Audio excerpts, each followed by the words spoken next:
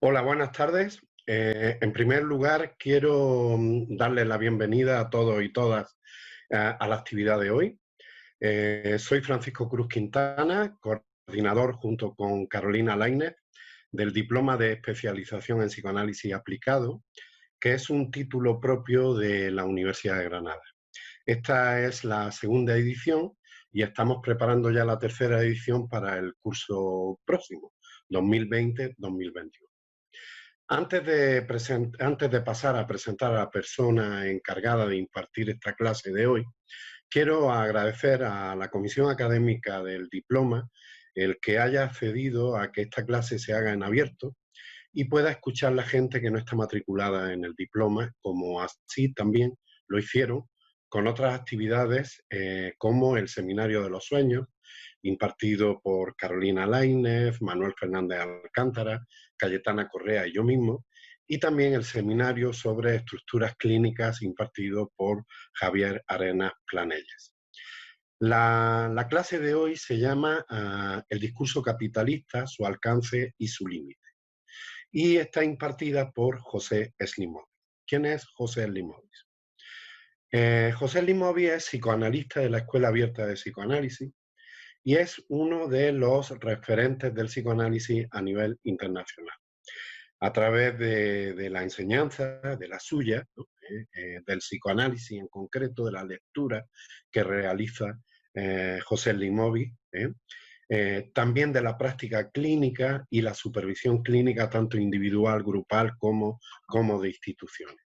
Es un referente, como digo, de varias generaciones de psicoanalistas, entre los cuales me encuentro, y que se han formado en sus seminarios de psicoanálisis desde la orientación que Jean Lacan dio al psicoanálisis, y él mismo aporta nuevas lecturas y ha desarrollado a lo largo de su enseñanza presupuestos que Lacan enunció, como por ejemplo la escritura en la palabra o el leer en el habla. Estos presupuestos que José León Slimovic ha desarrollado constituyen, desde mi punto de vista, verdaderas herramientas que amplían la eficacia del dispositivo psicoanalítico en la clínica contemporánea con pacientes.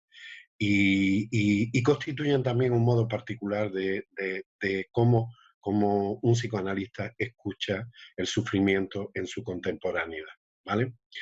Siempre ha tenido una posición valiente de no sumisión del psicoanálisis al academicismo de las instituciones en la transmisión del mismo. Y también sus aportaciones, así como su enseñanza, son para mí, o desde mi punto de vista, bastante originales y merece la pena tanto escucharlo como leerlo. En este sentido, es uno de los miembros actuales del comité de redacción de la revista Letra Ahora y es autor de libros como El leer en el habla, El niño en psicoanálisis o Lacan, Amor y deseo en la civilización del odio, entre otros. Sin más, agradecerle que haya aceptado realizar esta clase en abierto y agradecerle también una vez más su decidido apoyo a todo lo que promovemos desde la Universidad de Granada. Os dejo con José Slimovic.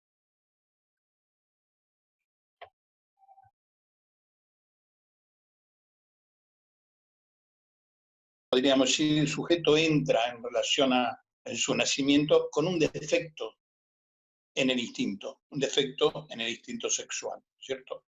Es decir, que no es correlativo el instinto con el objeto, no hay una correlación natural, podemos decir, de la cuestión sexual en el sujeto, como sí sucede en el animal. El animal tiene una relación natural, podemos decir, con el objeto sexual y por lo tanto no tiene ninguna discordancia. Esta demora del sujeto en su maduración, ¿no es cierto? En el humano, en su maduración, que en el animal no corresponde, enseguida, digamos, entra en funcionamiento, el sujeto tarda mucho en ponerse en funcionamiento, lo cual lo vuelve radicalmente dependiente de un otro, ¿no es cierto? Y lo obliga, digamos así, a manejarse con un otro, ¿no es cierto? Un otro gigantesco, imaginemos, para un niño pequeño lo que es un adulto, ¿no es cierto? Un gigante, se tiene que manejar entre gigantes. Y alrededor de esto suceden dos cuestiones. Al no haber complementariedad, digamos así, del objeto sexual del no hay complementariedad del objeto con el sujeto, digamos así, hay una discordancia, surgen dos consecuencias teóricas muy importantes.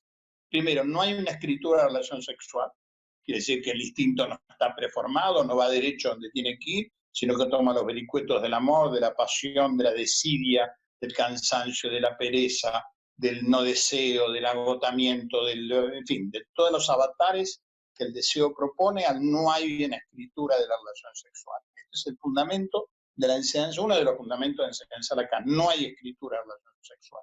No se puede escribir la relación sexual. Se puede contingentemente escribirla, hay encuentro sexual, pero no hay una escritura fija que nos permita decir, dado a, esto es de, esto no existe dentro del campo del psicoanálisis. Y hay una segunda consecuencia de esto, que no hay una escritura de relación sexual, que es que surge el no todo. La lógica de Lacan es una lógica del no todo. No hay manera de completar el asunto. No hay todo saber, no hay toda felicidad, no hay todo, es decir, el no todo, la lógica del no todo es digamos, el texto que alumbra, podemos decir, la lógica misma de Lacan está escrita en ese no todo. Tenemos entonces dos puntos basales, que son no existe relación sexual, no hay escritura de relación sexual, de la cual deviene toda escritura, porque digamos que esto lo buscaría toda escritura, a ver cómo hace para acomodarse, ¿no es cierto?, el sueño de la naturaleza, el sueño del retorno a la naturaleza, el sueño del encuentro definitivo con lo natural, con la felicidad, que es un sueño, un antiguo sueño de la esfera, ¿no es cierto?, de eso que se cerraría bien, el sueño de la gestal, de la perfecta forma, ¿no es cierto? Si evidentemente psicoanálisis dice, bueno, esto no lo permite la constitución misma del sujeto. Entonces, el lenguaje, digamos, busca, digamos, remediar esto, la insuficiencia, ¿no es cierto? Entonces, esa especie de búsqueda de lo que falta, esa búsqueda de esa completud, de esa ausencia, ¿no es cierto?, del objeto perdido, como decir, ese objeto que Freud llamó objeto profundamente perdido, y que luego en la lógica de Lacan se va a llamar letra, de otro modo ya vamos a llegar ahí, hace que se formen repeticiones, y el sujeto vuelve a repetir la búsqueda original, podemos decir, de eso perdido. Este es digamos, la función de la repetición, que diferencia el lenguaje, que es la manera como el sujeto va arreglándose con esa realidad desacomodada, esa dependencia del otro, que le va transmitiendo, digamos, signos, maneras, códigos que el sujeto tiene que ir aprendiendo para manejarse con esa realidad. Esa realidad nunca le va a permitir alcanzar lo real del objeto perdido, pero lo va a manejar, ¿no es cierto?, dentro del lenguaje, y ahí hay una diferencia muy importante. El lenguaje no es el viviente, el lenguaje transcurre en el viviente, digamos así, lo incorpora, simboliza su cuerpo con el lenguaje, pero el lenguaje tiene una función que lo antecede a su nacimiento. De hecho, cuando el sujeto va a nacer, se le busca un nombre, se dice será varón, será niña, cómo será así, será asá, no lo quiero, lo deseo, no lo deseo, no me gustaría tenerlo, lo adoraría, no lo deseo, todo lo que se pueda decir es un efecto de discurso que antecede, y lo mortuorio que viene luego cuando el sujeto desaparece, donde también se lo menciona durante un tiempo, digamos así, la tumba, lo que lo recuerdan los calificativos, ¿no es cierto? Es decir, que sobre el acontecimiento. Quiere decir que el lenguaje no es exactamente el viviente dura un tiempo, pero el lenguaje lo antecede y lo prosigue, podemos decir. ¿Por qué digo esto?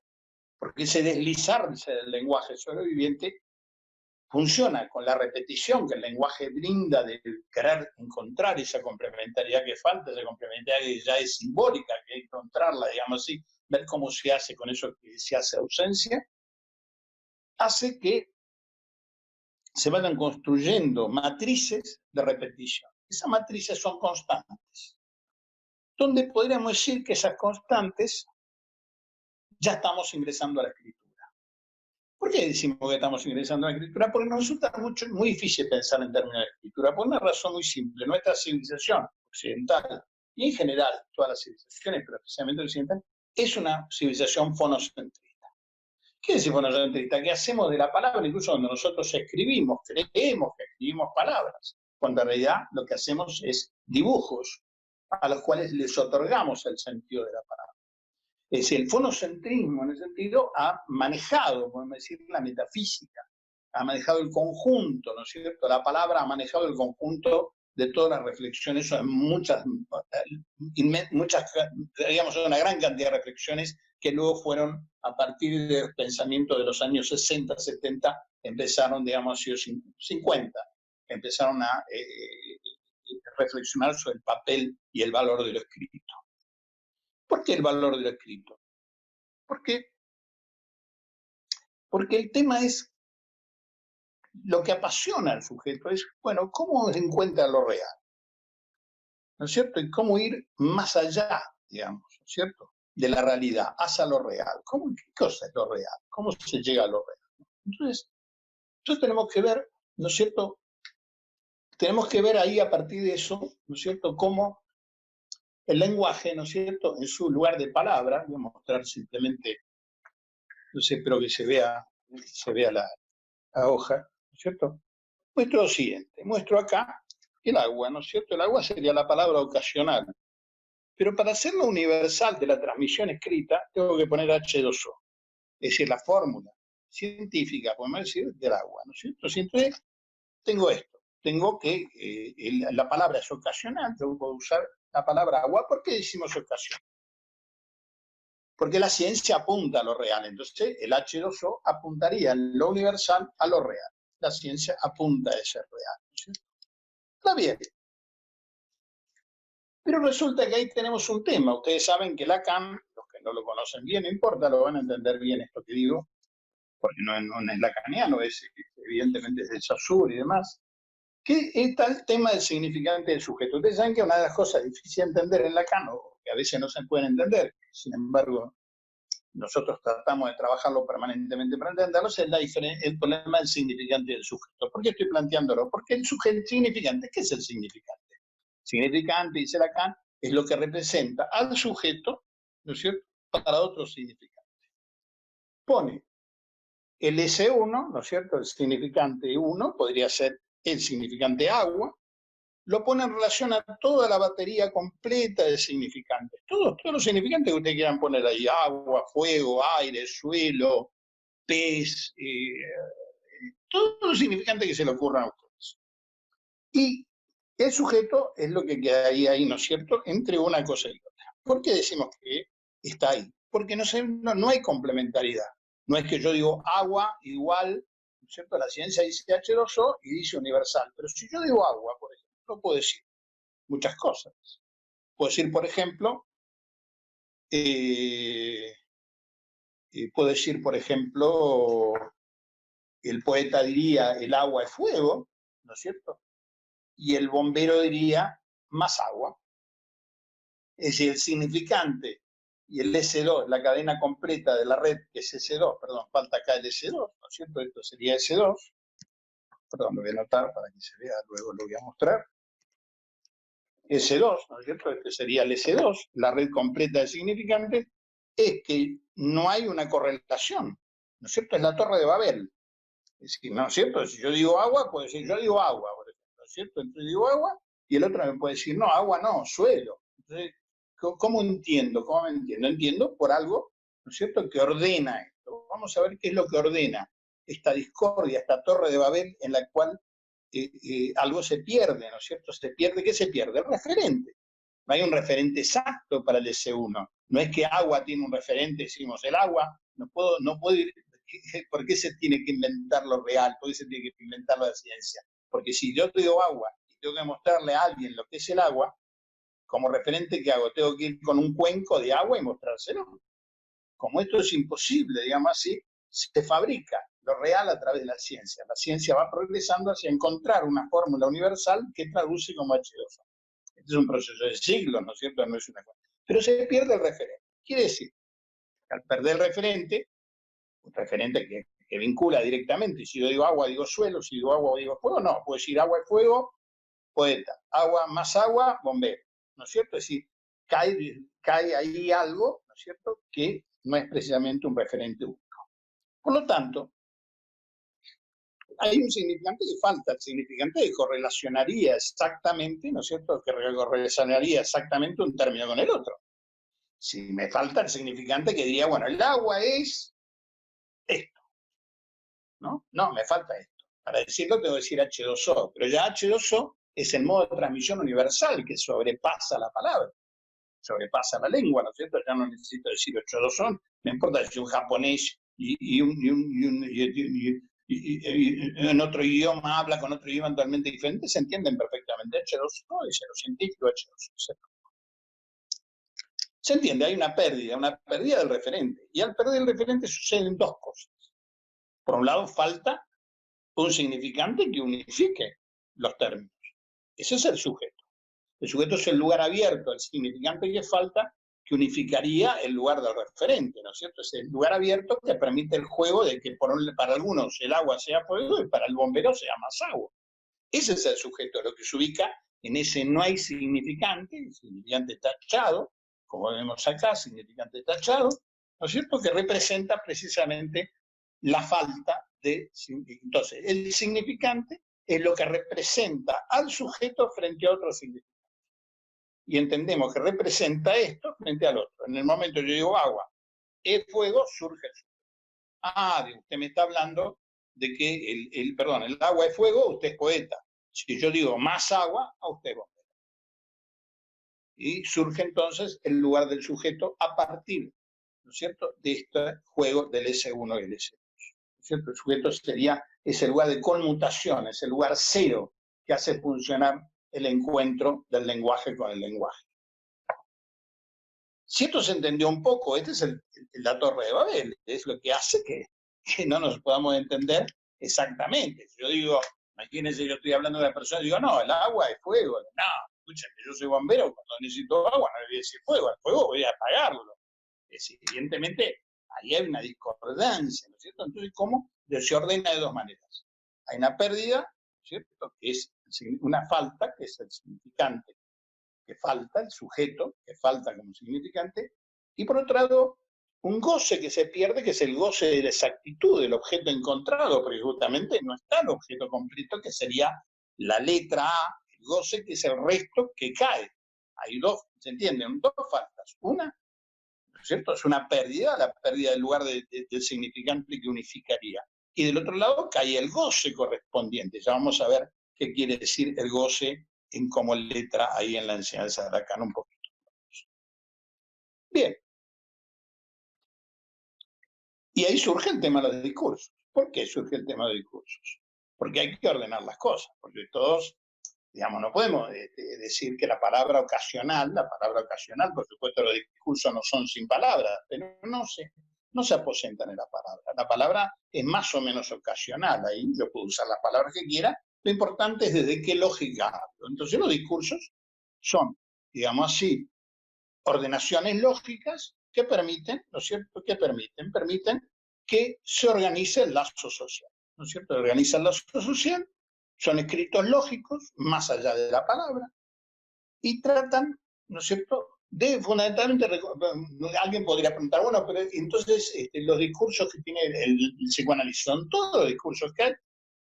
No, seguramente no, tiene que haber otros discursos, seguramente, de hecho los hay, pero el psicoanálisis trata el problema del saber, fundamentalmente, los discursos que tratan el tema del saber, ¿cierto? Entonces, ¿qué son los discursos? Los discursos son discursos que repiten matrices, ¿no es cierto? Que hacen matrices que inducen identificaciones, hacen lazo social, ¿no es cierto? No hay nexo entre humanos que no sea discursivo. Es decir, ¿por qué? Porque si no, no podríamos entendernos. Y cuando digo entendernos, fíjense que para decir que estamos fuera de discurso, cuando decimos fuera de discurso, se dice psicosis. Quiere decir que yo no puedo subir a un ascensor y decir, apriete por favor la mantequilla. Puede ser un chiste, jaja, dice el otro, ¿no? Y hasta ahí llegamos. Pero si yo insisto diciendo, unte usted este borde del ascensor con un poco, ¿no?, y muerda usted, no, y ahí, bueno, esto no lo puedo entender, esto no entra en ninguna lógica discursiva, ¿no es cierto? Sí, entonces, ¿qué decimos la psicosis? Es un fuera de discurso, no entra dentro de las matrices lógicas, ¿no es cierto?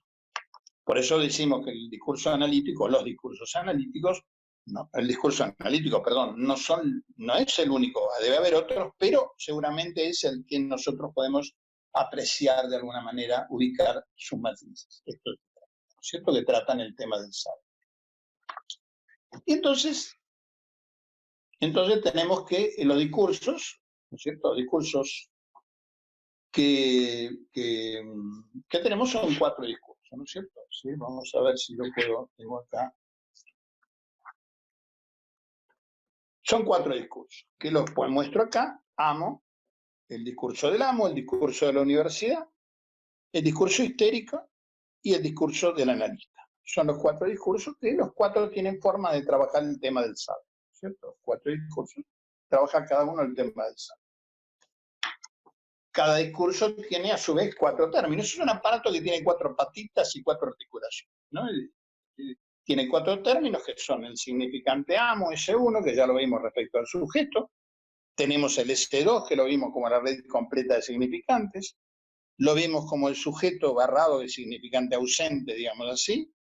Y el tema del A, que es el plus de goce. El plus de goce es algo que tenemos que trabajar un poquito, pero vamos a ver en qué momento lo trabajamos. Y a su vez tiene 4 lugares. Estos lugares son el agente, el otro, la verdad, ¿no es cierto? Y la producción. ¿Qué quiere decir esto? Quiere decir, el agente es el que pone en marcha el discurso, es el orador. No es él, se dice dominante, pero no es el que manda, es el orador, ¿no es cierto? El que dice, caramba, me parece que es el orador, ¿no es cierto? El otro es donde el que recibe el mensaje. El lugar de la producción es el efecto que se produce de ese discurso que se ejerce, de eso que se está ejerciendo ahí, y el lugar de la verdad es lo que se recogería como resto de la operación de lo que se logra en ese discurso, ¿no es cierto? Sería el lugar de la verdad. El resto que queda ahí. 4 lugares, 4 términos. Que a su vez tienen límites. Esto es lo que quiere decir, que todo discurso está al servicio ¿de qué? De moderar el goce. ¿Por qué el goce hay que moderarlo?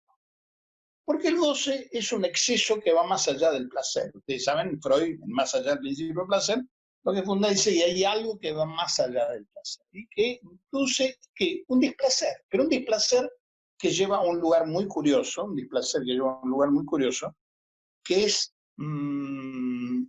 podríamos decir, un lugar muy peligroso en cierta manera. No me gusta, me voy a rectificar, no es un lugar peligroso, es un lugar de exceso. Digamos, me tomo una copita, bien, 2 copitas, bien, 3 copitas, bien, 4 copitas, 5 copitas, 6 copitas, termino tirado en el piso, etcétera, etcétera. ¿Cómo es esto? ¿Qué quiere decir? Que ese exceso, podemos decir, ¿no? Ese exceso de goce, podemos decir, ¿me lleva a dónde? Me lleva a un límite de pérdida, digamos así, un límite de contacto con la pulsión de muerte. O sea, la homeostasis, de la cual al principio nirvana, que hablaba Freud, la homeostasis, que quiere decir la baja de tensión. Entonces se descubre algo que se llama pulsión de muerte, que es el hecho de que el sujeto buscaría la mínima tensión, ¿no es cierto? Si lo encuentra con el goce, justamente, el goce lo llevaría, ¿no es cierto?, a esa mínima tensión, lo va llevando, y el sujeto termina, podemos decir así, desmayado, nunca mejor dicho, desmayado, ¿no es cierto?, por el hecho de que ha llegado ha traspasado el límite y ha tocado la pulsión, ¿no es cierto? En ese momento se desvanece. Hay una vocación. Esto es lo que descubre Freud, ¿no es cierto? Esto lo descubre Freud. Y Lacan lo organiza, lógicamente, que es la pulsión de muerte como una pulsión presente en el sujeto. Es decir, el sujeto en un momento determinado busca rebajar sus tensiones al mínimo, ¿no es cierto? Por un lado busca excitarse y por otro busca que ello termine. Las dos cosas están ahí, en una especie de no digo de combate, sino de coexistencia, ¿no es cierto? Busca estar excitado, busca vivir, digamos así, pero a veces demasiado siente que bueno, que está cansado, que no puede, le pasan cosas con eso, hace síntomas. Entonces, ¿qué plantea el discurso? El discurso plantea un límite. Todos deben tener un límite, Este sería el asunto del discurso. El discurso dice, bueno, miren, nosotros vinimos al mundo, que el discurso dice nada, le hacemos decir al discurso que tiene un límite, que le pone límite a ese goce. ¿Cómo se lo pone? El discurso le pone límite al goce de dos maneras. Con lo imposible y con la impotencia. No se trata de la impotencia sexual ni de lo imposible, no. Se trata de otra cosa. Vamos a ver qué quiere decir lo imposible y lo vamos a ver en un discurso que es el discurso del amo. ¿Cómo es el discurso del amo?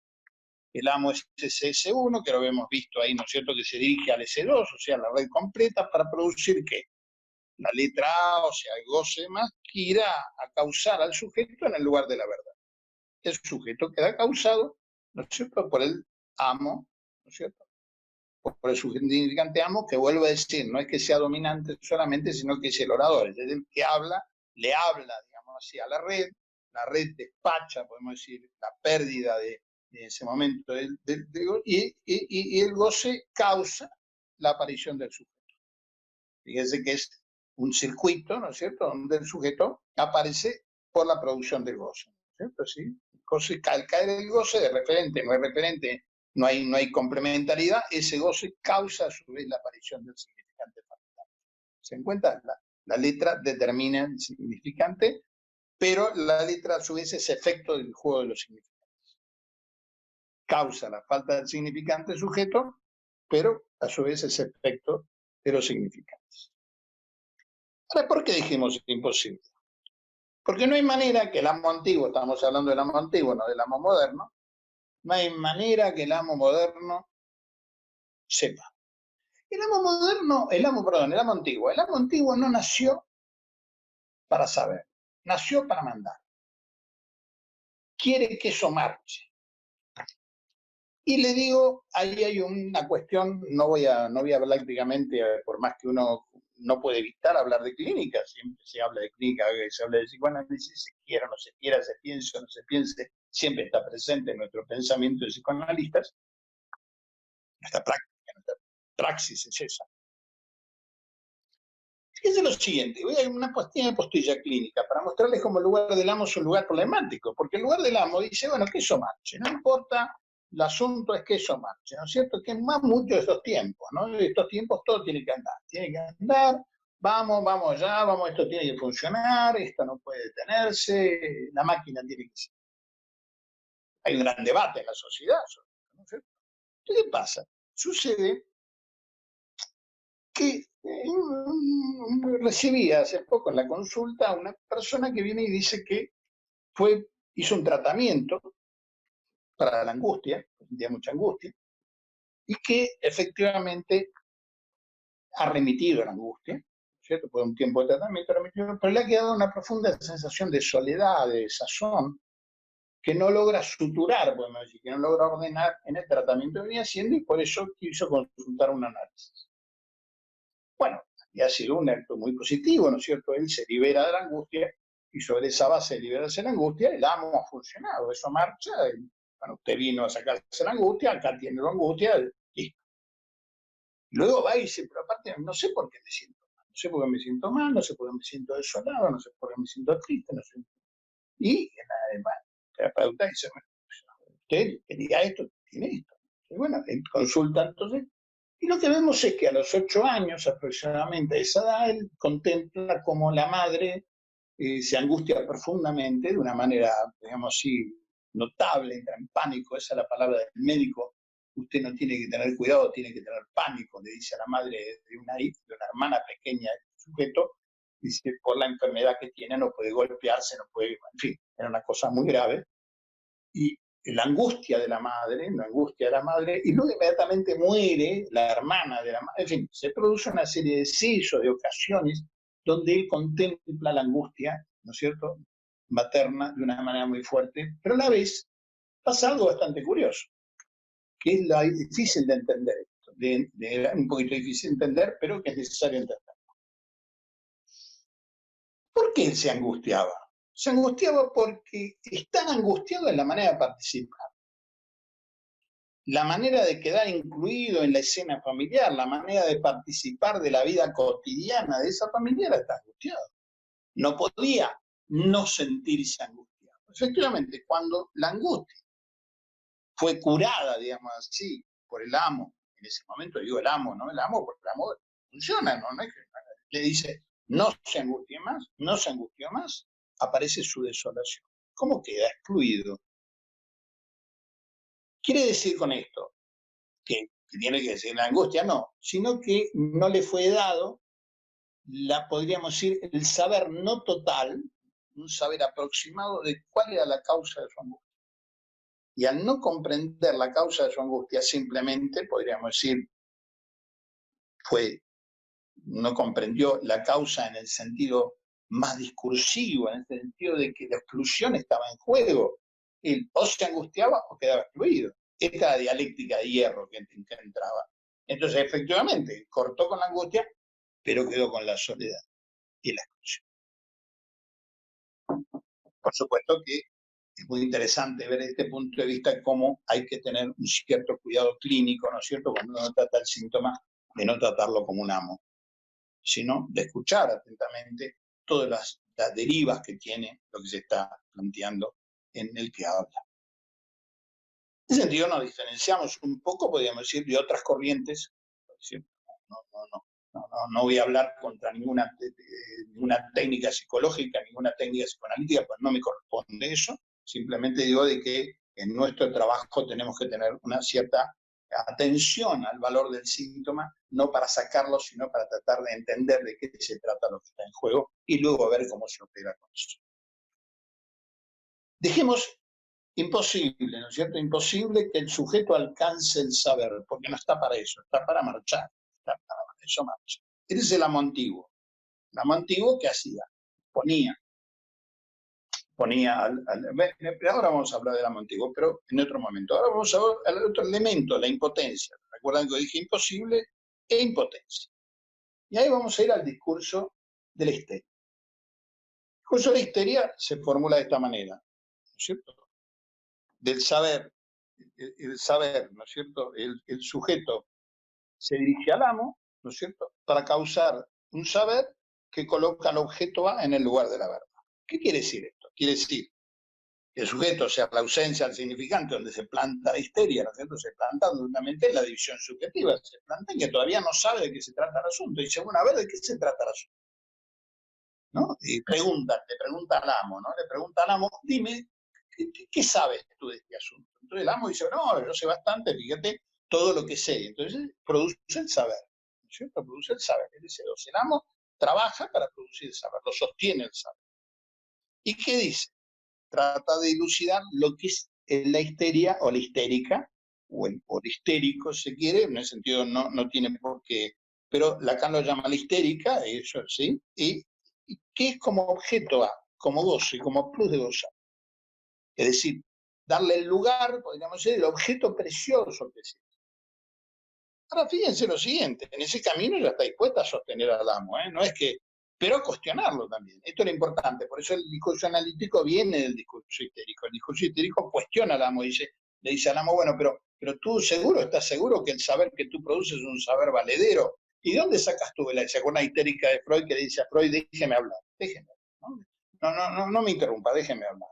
Es decir, que Freud lo llama la cura de chimenea, ¿no es cierto? Es el hecho de dejar hablar, de limpiar, ¿no es cierto? Es dejar hablar como manera de anunciar, digamos, esta entrada, ¿no es cierto?, de este lugar de la letra en la estructura discursiva, que es encontrar el objeto precioso que es ella.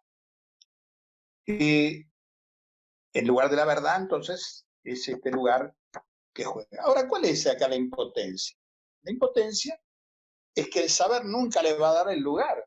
El saber nunca le va a dar el lugar de lo que es ella como goce. ¿Por qué? Porque es un resto, la letra es un resto, la letra no puede ser captada por el saber. Ese saber del amo no puede captar el goce del cual se trata.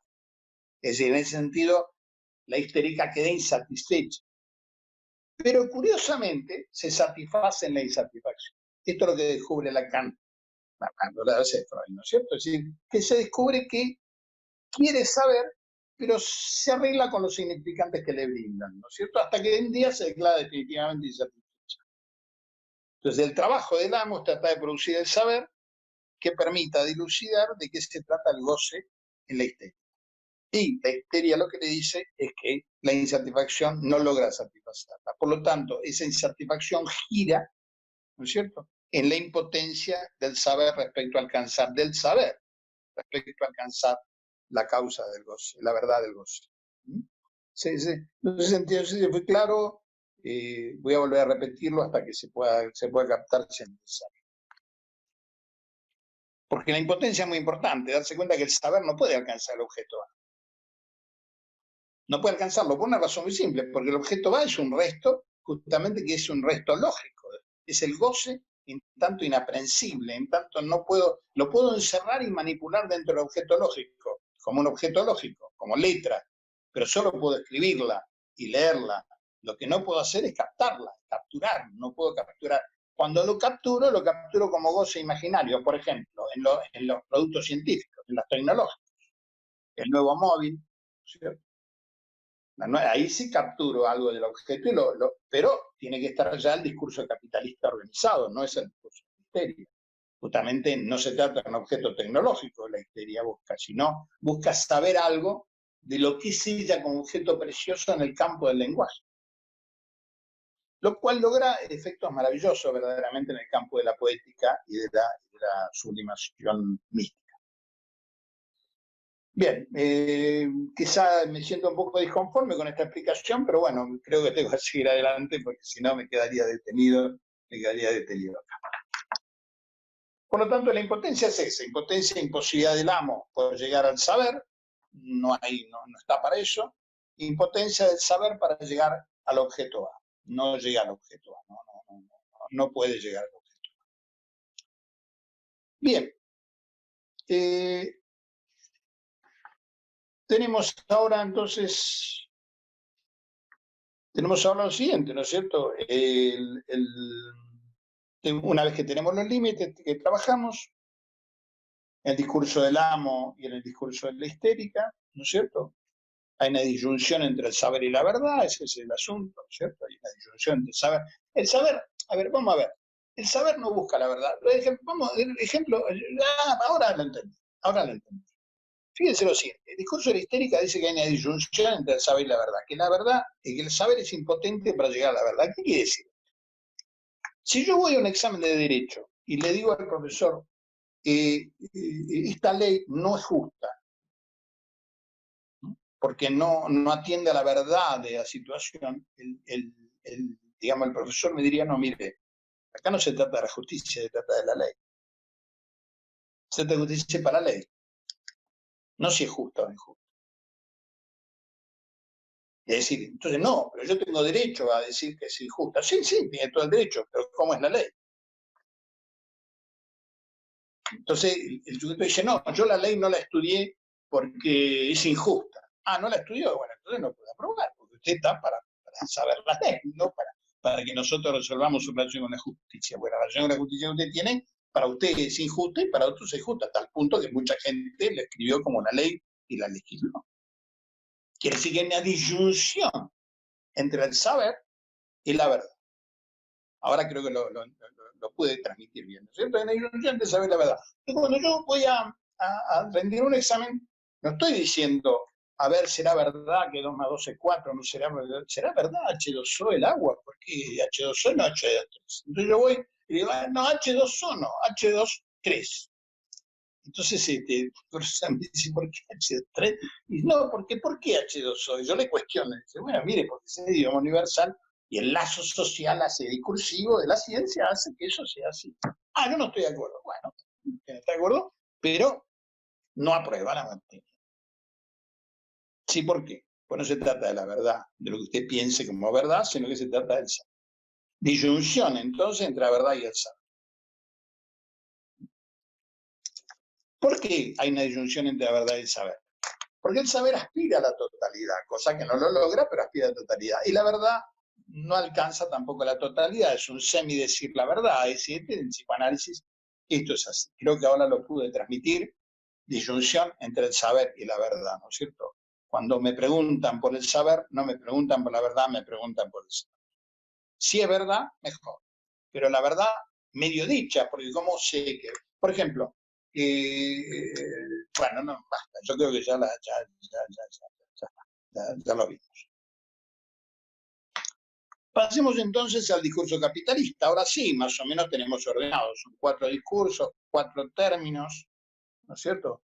Cuatro modos de planteo, tenemos la impotencia como límite, tenemos la imposibilidad como límite, vemos que el amo no alcanza el saber, vimos que hay una disyunción entre la impotencia del saber para llegar a la verdad, y ahora entramos en el discurso capitalista, que era lo que un poco nos convoca. No, un poco no, nos convoca. Y primero podemos decir algo del discurso capitalista. Primero, no es un discurso exactamente, es un pseudo discurso. ¿Por qué? Porque es un discurso que no tiene límite. No tiene límite, no está limitado. Es decir, que no tiene límite y por lo tanto no puede ser considerado un discurso, porque un discurso tiene que tener un límite. Entonces, ¿cómo se escribe? Se escribe así. Sujeto, ¿no es cierto? Se escribe de esta manera. Sujeto se dirige al amo, el amo produce goce, y el goce pone al amo en el lugar de la verdad. Ustedes se dan cuenta del amo en el lugar de la verdad, ¿no? Es decir, es curioso que el amo quede en el lugar de la verdad. Es decir, ¿es cierto? Es decir, el que abre, digamos, el que maneja el cotarro, por no decir el resto que maneja el cotarro, es verdaderamente el amo. Este es el primer elemento. No tiene límite y es un pseudo discurso, ¿no? Esto sería la escritura, entonces, ¿se ve bien? ¿Sí? Del discurso capitalista. Ahora bien, fíjense lo siguiente. Esta es una manera de escribirlo. Es una de las formas de escribirlo, que acordamos en la forma que Lacan lo plantea. Por otra parte, recordemos que Lacan pocas veces habló del discurso capitalista como tal. Habló mucho del capitalismo, pero pocas veces, incluso no lo dijo en su seminario, lo dijo en Milán en 1972, o sea que no mencionó muchas veces la palabra discurso capitalista porque no es un discurso. Y no es un discurso, ahora lo vemos más claramente en esto. Fíjense ustedes, el S, ¿no es cierto? El sujeto estaría en el lugar del consumidor, ¿no es cierto? Que somos consumidores. Que estamos orientados, ¿por qué? Por el mercado, ¿no es cierto? Como consumidores estamos orientados al mercado, orientados por el mercado, lo que ofrece el mercado, por ejemplo, que ahora hay unos auriculares nuevos, entonces tenemos que ir a comprar los auriculares nuevos, además todo está hecho para, digamos, necesidad del mercado. Y bueno, tenemos el sujeto que se relaciona con el S2 que es que la industria tecnológica, la tecnología, que pone su soporta donde se soporta el mercado, que a su vez pone aquí al lugar de la verdad, el mercado global. Fíjense que es otra manera de describirlo, ¿no es cierto? Es decir, ¿por qué? Porque acá le ponemos ciertos términos, le ponemos ciudadano, donde decía ciudadano, le ponemos consumidor. Se dan cuenta ustedes de esto, ¿verdad? Que ahora somos consumidores, todos somos consumidores, ¿no es? El discurso capitalista dice, tú eres importante en tanto consumas, no importa qué, pero tienes que consumir. ¿Y te diriges a dónde para consumir? Te diriges al mercado. ¿El mercado? No, tú no te diriges, al mercado se dirige. Mira qué nuevo mira qué nuevo juguete nuevo tengo, mira qué nuevo móvil tengo, mira tú qué interesante esta cuestión que tengo. Es decir, tengo para ofrecerle, ¿no? Es decir, pídalo ya, ¿no? El pídalo ya es el ejemplo máximo de la demanda del mercado. Es decir, pídalo ya, no se prive de esto, ¿no? No. Es decir, ¿qué hace? Entonces, hace valer la castración como castración del objeto de goce, que es el objeto tecnológico, que está inscrito en el mercado. Y allí que esta tecnología se inscribe en el mercado global. Es decir, el mercado global quiere decir todas las mercancías ocupan el lugar de la verdad, ¿no es cierto? De la verdad de la circulación en el capital, en el discurso del capital. Creo que esto se entendió mejor, ¿no es cierto? El consumidor como lugar fundamental del sujeto, que es el lugar que ocupa el sujeto reemplazando al ciudadano. ¿Sí? Dijimos que no tiene límites, no tiene límites, es decir, no tiene manera de encontrar un punto, digamos así, donde logre. Bueno, entonces, sobre esa base de que aceptamos esto, tenemos cómo llega. ¿Cómo se llega del amo antiguo, no es cierto? Porque ¿cómo era el amo antiguo? El amo antiguo era así. Una persona, un sujeto con nombre, con límite, una microindividualidad, podemos decir que tenía esclavos. El esclavo, ¿qué hacía? El amo antiguo le decía, bueno, vamos a marchar, esto marcha, a mí me gusta que las cosas se hagan.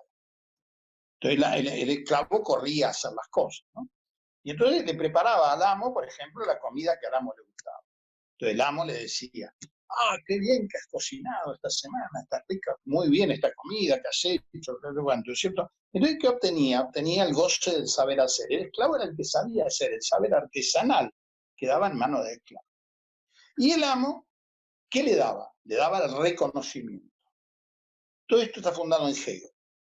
Es decir, la demanda de reconocimiento, el deseo de reconocimiento. Y como ahora nosotros creemos que el progreso anula lo anterior, y esto es una gran equivocación, porque hay algo que se llama escrituras diferidas, quiere decir, que se presentan en nuestra época cuestiones que parecían, fíjense lo siguiente, que en 1900 se usaba ya barbijo y se hacía cuarentena con las epidemias. En 1902, 1907, 1890 y pico, si ustedes miran la fotografía de esa época, ya se usaba barbijo, se hacía cuarentena, o sea, todo lo que se está haciendo ahora, ¿no es cierto? Como si esto fuese una gran novedad que ahora antes no se hacía, ahora se hace. No, no. Esto es una escritura diferida y el amo antiguo, que está presente todavía, ¿no es cierto? De alguna manera está presente, es ese demanda de reconocimiento. Necesito ser reconocido, quiero que me reconozcan. No me reconocen lo suficiente, con todo el esfuerzo que he hecho. Caramba, esto es una cuestión bastante que está muy fundamentada en el trabajo de Hegel, justamente, que le ha dado a todo esto un fondo de pensamiento, de reflexión muy importante, que es la demanda de reconocimiento y el deseo de reconocimiento que anima al sujeto y que fue la primera parte de la obra de Lacan, ¿cierto? El deseo de reconocimiento, la demanda de reconocimiento, que sigue vigente de alguna manera. Quiero ser reconocido, quiero reconocimiento, ¿cierto? De ese saber hacer de mi parte, ¿cierto? Pero eso es una demanda al amo, de alguna manera, que tiene la cualidad de poder reconocer, tiene la calidad de reconocimiento. Puede decir, caramba, qué bien que has cocinado, ¿no? Entonces, ¿qué pasa? Dice, no, el amo me felicitó, el amo le gustó mucho, al amo le gusta mucho que yo prepare la comida de esta manera. ¿Qué hace? Suscita el amor del esclavo por el amo. Es una maniobra genial, verdaderamente genial, la que se piensa, si se piensa verdaderamente como el amo. Ahora bien, el amo moderno es diferente, porque el amo moderno, digamos así, necesitó a Hegel y muchas cosas más para poder llegar al amo moderno, ¿no es cierto? ¿Por qué? Porque pasa por el discurso universitario. El amo moderno tiene que pasar por el discurso universitario, por una razón muy simple, porque basa su poder en la ciencia. Es decir, ya no es,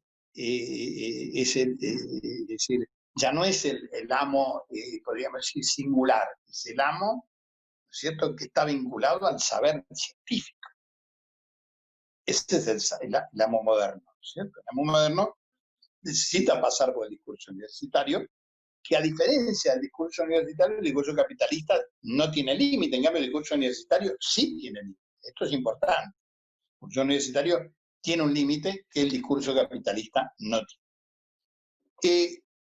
Por supuesto, porque tiene que tener un límite al goce, ¿no es cierto? Entonces hace que tenga su límite y por eso hay un cierto anudamiento, ¿no es cierto? Un cierto trabajo en consonancia de todos los discursos, incluso el discurso analítico con la universidad, porque por la universidad, como se dice, como se diría rápidamente, sin la universidad es difícil hacer tesis, investigación, o sea que el discurso universitario tiene un lugar, ¿cierto?, de reflexión dentro de la teoría del discurso porque admite límites al goce, no es como el discurso capitalista que gira y produce y gira y produce y gira y produce efectos de goce, ¿no es cierto?, incalculables que lo van a llevar, vamos a ver al final, cuando hablemos de los límites, donde puede llevar. Decimos que entonces el amo moderno, ¿dónde busca su poder? Lo busca en la ciencia. ¿Pero a cambio de qué? De decir no al sujeto. Dice, no hay sujeto del inconsciente, no hay sujeto dividido, no hay lugar vacío, ¿no es cierto? ¿Y a dónde lleva, por ejemplo? A la hipermedicalización. Es la ciencia que lleva a la hipermedicalización. Es decir, por ejemplo, ahora, ¿no es cierto? No sé, España acá todos los días tenemos 34 especialistas explicándonos, ¿no es cierto?, cómo es todo esto que está sucediendo, ¿no es cierto?, debatiendo entre ellos.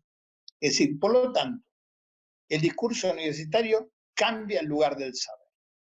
El lugar del saber artesanal ya no está en el esclavo, ¿no es cierto? El esclavo queda desposeído de ese saber artesanal, y en una maniobra genial, podemos decir, del capital, una maniobra genial que da origen al discurso capitalista, el esclavo se convierte en trabajador.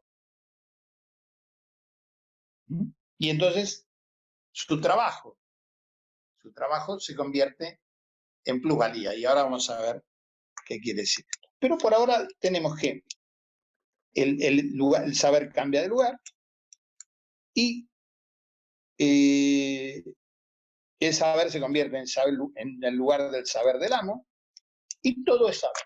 El saber ocupa todo el espacio, ¿no es cierto? Todo es posible el saber. Decimos rechazo de la subjetividad, hipermedicalización de la sociedad, ¿no es cierto?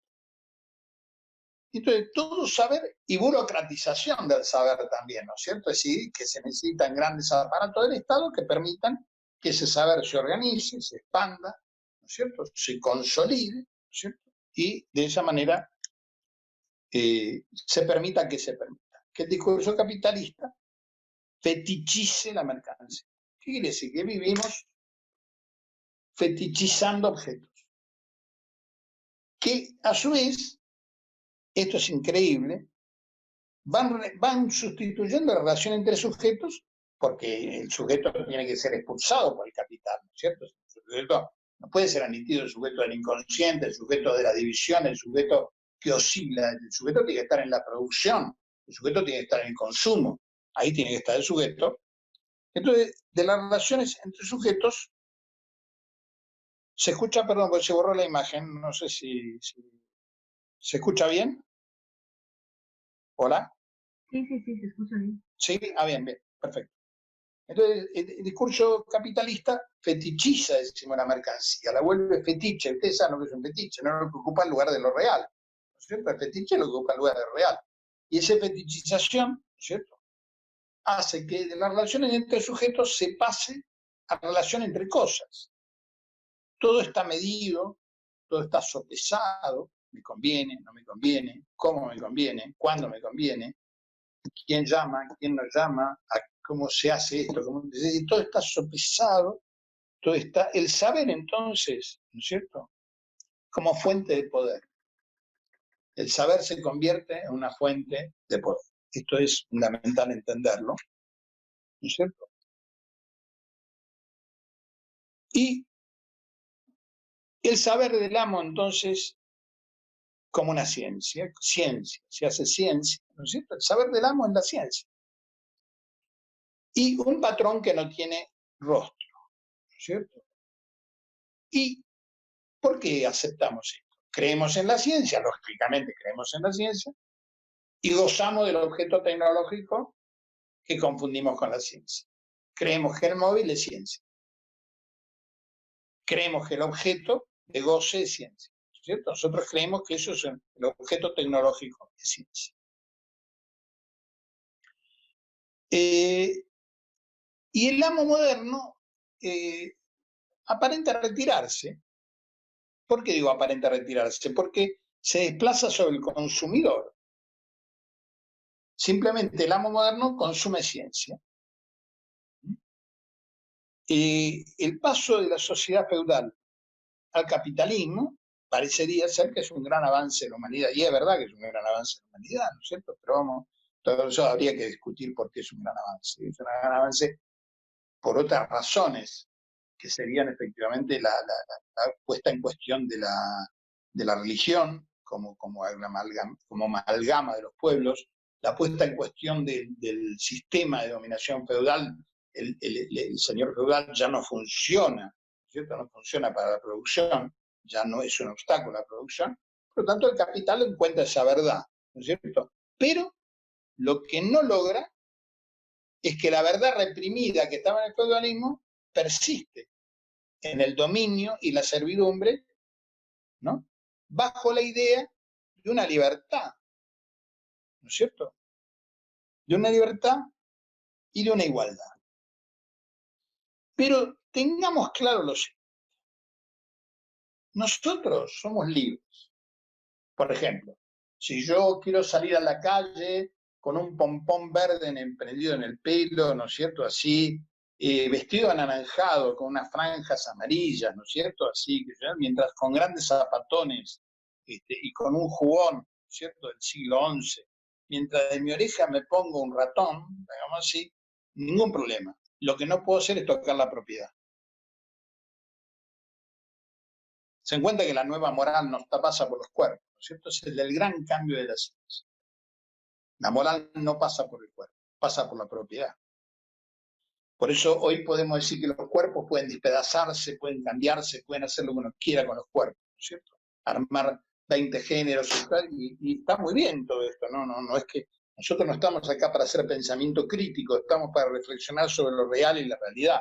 No estamos para el pensamiento crítico, no debe confundirse este dicho que estamos trabajando o estos dichos con pensamiento crítico. Entonces, ¿cómo funciona? ¿Cuál es digamos, la inteligencia del discurso capitalista? Que construye objetos que presenta como necesidades. Dios mío, perdí el móvil. ¿Quién no ha escuchado esa frase? Perdí el móvil, ¿no es cierto? El móvil como estructura de la comunicación, ¿no es cierto? Si perdí el móvil quiere decir perdí parte inherente a mi nuevo cuerpo, porque el nuevo cuerpo tiene la extensión de los objetos de la visión, de la mirada y de la escucha, ¿no es cierto? Sí, esa extensión que el cuerpo ha logrado mediante la ciencia, que extender el cuerpo hacia la mirada y hacia la audición, ¿no es cierto? Sí, entonces, perder el móvil es como perder efectivamente algo necesario. Entonces, construye objetos el discurso capitalista como si fuesen necesidades. ¿Cómo lo logra? Lo logra, y ahora sí tenemos por un instante que dejarnos algo bastante sencillo, por un lado, y bastante complicado de explicar, que es la pluralidad, el plus de gozar o la letra. El goce, vimos que antes dijimos siempre, el goce tiene dos niveles. Un nivel incontrolable, un nivel, digamos, donde el goce es una sustancia que se desplaza hacia la pulsión, no solamente pulsional, sino una sustancia que se desplaza hacia la homeostasis, hacia la pulsión de muerte. Esto es un registro del goce. Y hay otro registro que es la letra A. La letra A es una manera de llamar al plus de goce. ¿Qué es el plus de goce? El plus de goce es que es un cachito de ese goce. Un cachito de ese goce. La palabra cachito no estaría bien ahí, pero un trocito, un fragmento de ese goce me es permitido para sentirme vivo. ¿Por qué? Porque dijimos que el lenguaje no nos permite vivificarnos. El viviente no está en el lenguaje, ya dijimos al principio eso. El viviente transcurre por fuera del lenguaje, ¿cierto? Es decir, el lenguaje lo sostiene en sus discursos y por supuesto que está presente en nuestra manera de vivir. Está en el cuerpo, es un parásito. El lenguaje es un parásito que ha entrado en el cuerpo y vive adentro nuestro, ¿no es cierto? Y ya no sabemos bien si somos, sin el lenguaje no podemos ser, un parásito que es parte, ¿cierto?, de la carne animal, podemos decir, si quiere decirse así. Pero es un parásito, habita. Entonces, ¿qué sucede? Sucede que ese cachito de goce es lo viviente que viene al lenguaje. Ese trocito de goce, plus de gozar, esa letra, nos hace. ¿Qué imagen tenemos? ¿Tenemos alguna imagen a mano para presentar ese plus de goce? ¿Tenemos alguna imagen que nos permita dar una imagen así? Sí, el Dante, el parpadeo de los ojos de Beatriz para el Dante. La sonrisa de la Mona Lisa, el costadito de sonrisa de la Mona Lisa. El recuerdo que tengo de una hoja cayendo del puente, ¿se entiende? Es decir, el plus de goce, la letra como tal, no es un elemento, digamos así, uno podría decir, caramba, el Dante dice, no puede olvidar, ¿no es cierto?, la caída del párpado de su amada, ¿no es cierto? No puedo olvidar su mirada, no puedo olvidar esto, no puedo olvidar aquello. No hablamos del gran detalle, hablamos del pequeño detalle, de la sombra, ¿no es cierto?, del claroscuro, ¿no es cierto? Así, ese es el objeto Petit A, es el objeto A. Es lo que produce el lenguaje, ¿no es cierto? Es una producción del lenguaje, que produce una sustancia que se llama gozante, de la cual un cachito de eso va a la vida. Vivimos por esos detalles, vivimos por detalles. Uno dice, no, gran parte vivimos en el sueño del discurso social. Tengo que estudiar, tengo que trabajar, caramba, que otro día más, tengo que ir al gimnasio, tengo que hacer esto, tengo que hacer lo otro, caramba, me olvidé, caramba, me acordé, ¿no? Y entonces vivo de esa manera como todo el mundo, más o menos. Pero de repente algo, una mirada, un gesto, ¿no es cierto?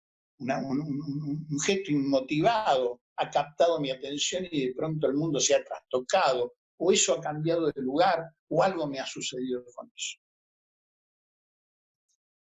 Ese objeto es un plus, y se llama plus de goce. Es lo que hace al objeto invaluable, digamos así, un objeto invaluable. Vamos a ver la diferencia después del discurso capitalista y el discurso analítico, ¿no es cierto? Lo invaluable, algo que no entra en la escala del valor. La mirada de Beatriz con Dante no entra en la escala del valor, el cuadro de la Mona Lisa entra en el valor, pero su sonrisa enigmática no entra en la escala del valor.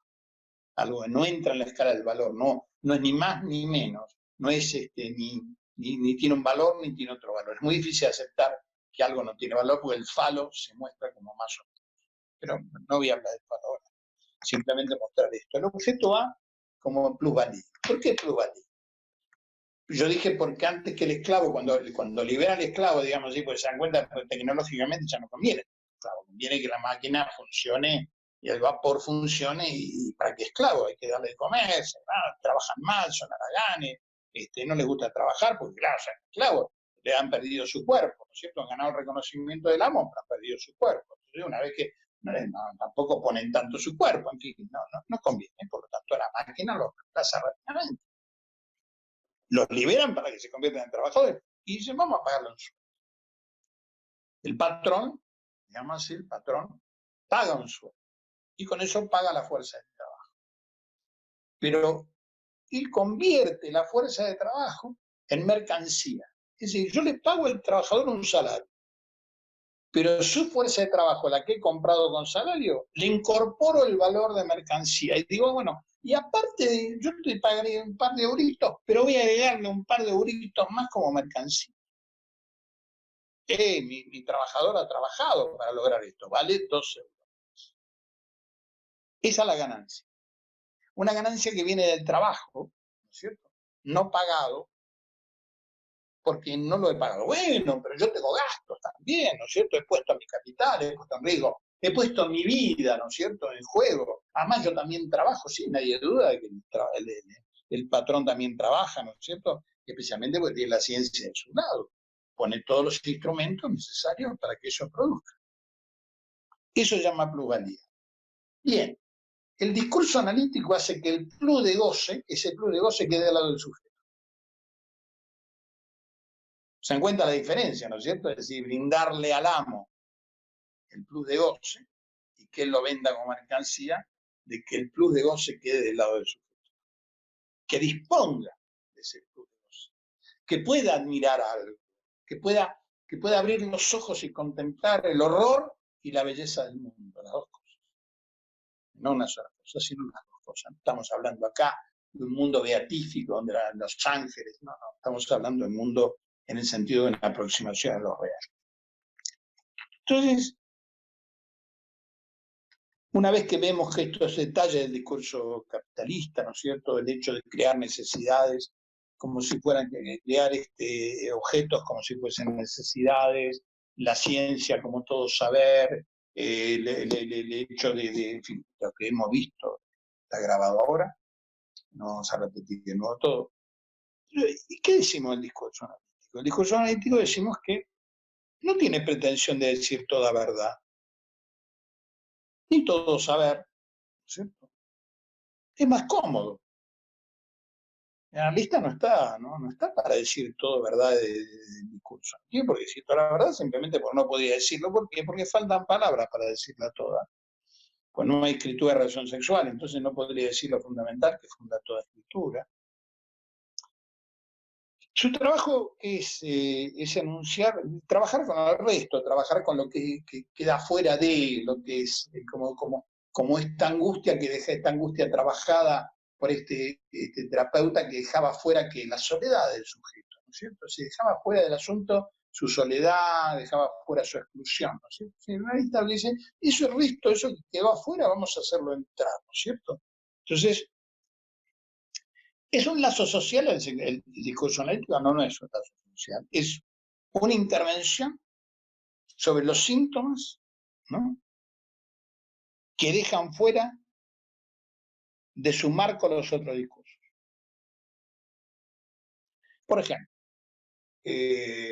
tomemos el discurso del amo, ¿no? El discurso del amo, un día viene, ustedes saben muy bien que cuando siento que no puedo responderle al amo, obviamente me voy al terapeuta. Digo, escúchame, no estoy haciendo las cosas, no estoy trabajando bien, me van a echar, voy a perder el trabajo, mi jefe me tiene, ¿no es cierto? Y ahí hay una figura que podemos trasladar como amos, ¿no, jefe, ¿no es cierto? Y entonces plantea una angustia, no puede dormir, está profundamente angustiado, no sabe qué hacer, no sabe cómo comportarse, ¿no es cierto? No sabe qué hacer. Está perdido, no tiene un saber que responda, ¿no es cierto? Entonces, ahí tenemos varias posibilidades, ¿no es cierto? Recordamos, por ejemplo, podemos recordar al escribano Bartley, que es una obra, ¿no es cierto?, donde un personaje que dice, preferiría no hacer. Eso es su frase, ¿no es cierto? El amo viene y le dice, tiene que hacerlo, preferiría no hacer. No dice que no lo va a hacer, dice, preferiría no hacer. Entonces, qué extraño que suena esto, ¿no es cierto? Suena, no, pero hay que mencionarlo, va a perder el trabajo. Va a perder el trabajo y por lo tanto va a perder la posibilidad de consumo. Y si pierde la posibilidad de consumo, pierde la vida. ¿Cierto? Hasta aquí esta interrogación. ¿No es cierto? Si fíjense qué lío, ¿no es cierto? Si ustedes dicen, perfecto, no, hay que hacerlo trabajar sea como sea, que acepte lo que tiene que aceptar, pero que siga trabajando, con importancia el trabajo, porque si no, va a perder la capacidad de consumo y por lo tanto va a perder la vida, porque la vida es consumo. Entonces ahí tienen la tribuna del discurso capitalista que se levanta y aplaude. ¿Cierto? Toda la tribuna del discurso dice, bien, bien, muy bien, esto es lo que hay que hacer, efectivamente, la felicito, ¿no es cierto? Y si el sujeto dice, no, igual no voy a trabajar, ¿no? De hecho no voy a trabajar, no me parece que no voy a trabajar y voy a ver. Entonces vemos a la familia, ¿no es cierto?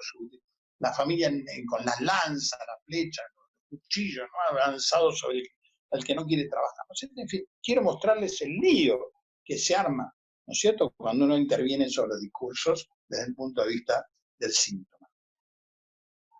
El niño que no quiere, que dice, no quiero, no tengo ganas, no tengo ganas de estudiar. Nosotros tenemos que llevarlo a lo real. Entonces, ¿dónde está lo real? Esta es la gran pregunta. ¿Lo real es que el sujeto trabaja de acuerdo al discurso capitalista? ¿Lo real es que el niño tiene que querer ser educado? ¿Lo real es que el deseo se puede instaurar? ¿Qué es lo real ahí? Bien, entonces ahí se convierte la pregunta sobre si lo real no es imposible. Si no es imposible educar el deseo, ¿se puede educar el deseo? Uno puede educar a un niño, educar el deseo se puede. ¿Se entiende? Son preguntas que quiero plantear para que se den cuenta de la dificultad de plantear discurso analítico. Una gran dificultad y a la vez una gran promesa, ¿no es cierto? ¿Por qué una promesa? Porque efectivamente no domina, ¿no es cierto? No domina. El discurso analítico no domina, porque no organiza un mundo. No es que tiene que organizar un mundo donde eso funcione, un mundo donde eso eduque, un mundo donde eso no organiza un mundo. No tiene no pone, al contrario, pone en el banquillo al saber, dice, a ver, esto que usted dice que sabe, ¿es así? ¿Está seguro usted de lo que dice? ¿Está seguro que esta angustia que usted se quitó, que esta soledad que usted siente, no es nostalgia de una angustia? Es decir, entonces, claro, enseguida nos tenemos que precipitar hacia la esfera, al buen cierre, el saber totalidad, y decimos, bueno, pero entonces usted quiere retornar la angustia del sujeto. No, para nada, no corramos. La escritura son puntos suspensivos, puntos suspensivos. Así lo escribe Lacan en su primera formulación del deseo, en el grafo del deseo. Puntos suspensivos, escritura, advenir. Este es el punto del ser, punto suspensivo de escritura. Entonces, pone el banquillo al saber, no hay complementariedad, quiere decir que el objeto no tiene complemento en el sujeto. Tiene suplemento, quiere decir que si busco mi media naranja, posiblemente lo encuentre en mi media banana. ¿No? Es decir, que tengo el riesgo de que no encuentre, lo que creí que era mi media naranja, resultó que era mi media banana. ¿Y qué hago yo? Que soy media naranja con media banana, un tutti frutti, y eso es una gran complementariedad. ¿No es cierto? Hacer un tutti frutti, ¿no es cierto? Es una gran idea, verdaderamente, perdón, estoy un poco ya, digamos, despojado de los oropeles, digamos así, de la sabiduría, además, tratando de entender, que entiendan ustedes que se trata, que no hay un concepto de esfera en el psicoanálisis, no es el buen cierre, es la fisura, es lo no homogéneo, es lo heterogéneo, es la debate de lo que no se enfrenta a otra cosa, ¿no es cierto? Estamos enfrentados a la impiedad, enfrentados al racismo, estamos enfrentados, ¿no es cierto? Estamos enfrentados porque tenemos una ética, tenemos un seminario entero, el seminario 7 de Lacan, dedicado a ese punto, ¿no es cierto? Es decir, hacer funcionar la verdad. Pero la verdad, ¿qué verdad? ¿La verdad que va a misa? ¿La verdad que se dice como tal? ¿O la verdad que se dice balbuceando? Y habla sola y dice, yo la verdad hablo, ¿no? Se confiesa, podemos decir, frente a sí misma, ¿no es cierto? Esa verdad es hacer funcionar la verdad, esa es hacer funcionar. Ahora bien, por lo tanto dije antes y lo vuelvo a decir ahora, no se agota en un pensamiento crítico, no es un pensamiento crítico. Es una política del síntoma, quiere decir que frente a esto, cuando nosotros tenemos, es un pensamiento, es un discurso débil, es un discurso del psicoanálisis, el discurso analítico es un discurso débil, ¿no? Lacan nunca pretendió que fuese una transformación del universo, ¿eh? Es un discurso débil que hace lo que puede decir, pero tiene una gran influencia en las ciencias sociales, en la sociología, en la filosofía actual, en el proceso matemático. ¿Por qué? Porque ahí buscan la fisura, buscan el no todo saber, no buscan la yocracia, yocracia, ¿no es cierto? Sino justamente agrega al sujeto a la reflexión, agrega ese lugar vacío que permite que la pieza se mueva, que el juego se arme, ¿no es cierto?, entre los significantes. Nos cierra, abre, y ese abrir, que no abre para cualquier lado, abre para el lado de las matrices, abre para el lado de la lógica, abre para el lado de la búsqueda de la interrogación de lo real, sabiendo que lo real es lo imposible, siendo que lo real es lo imposible, sí, pero también sabiendo que lo real es lo posible de escribir. Hay dos reales en psicoanálisis, lo imposible y lo posible de escribir. Es a eso cuando Francisco, con su generosidad, se refirió cuando hablábamos del paradigma de leer y la lectura en la palabra, ¿no es cierto? A saber que hay una escritura que rompe el fonocentrismo y que nosotros podemos leer en la palabra. Este es nuestro trabajo y es a lo cual nos dirigimos. Bien, yo creo que he tratado a toda velocidad, de cierta manera, ¿no es cierto?, de recorrer los discursos, pasar por el discurso capitalista y terminar bastante bien de horario, diría yo, un poco contándoles del discurso analista. Así que tenemos tiempo para las preguntas, para los cuestionamientos, para decir lo que les parece que tengan que decir o que quieran decir.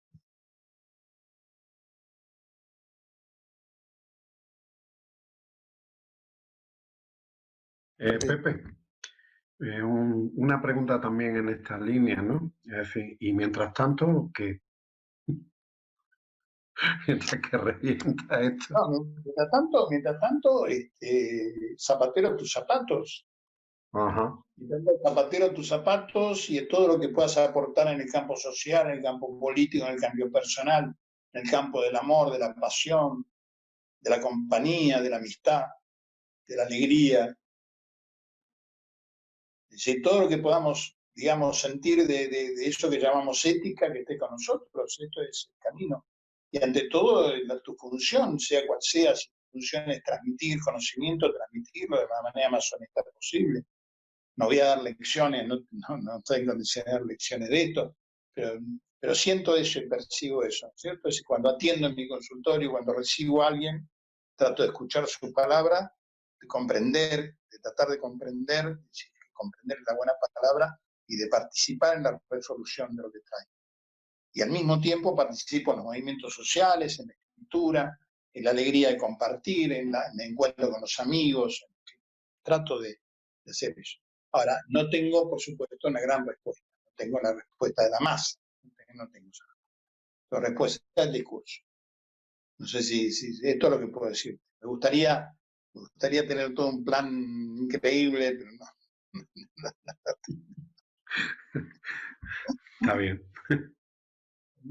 Me parece muy interesante estas charlas porque permiten debatir también y van a permitir debatir bastantes cosas, ¿no? Es decir, se hable, se sepa dónde estamos ubicados, ¿no? Siempre no ser ciegos, ¿no? Es importante, ¿no es cierto? Hay una frase de Lacan en la ética, perdón, Paco, que se me ocurrió esto, ¿no?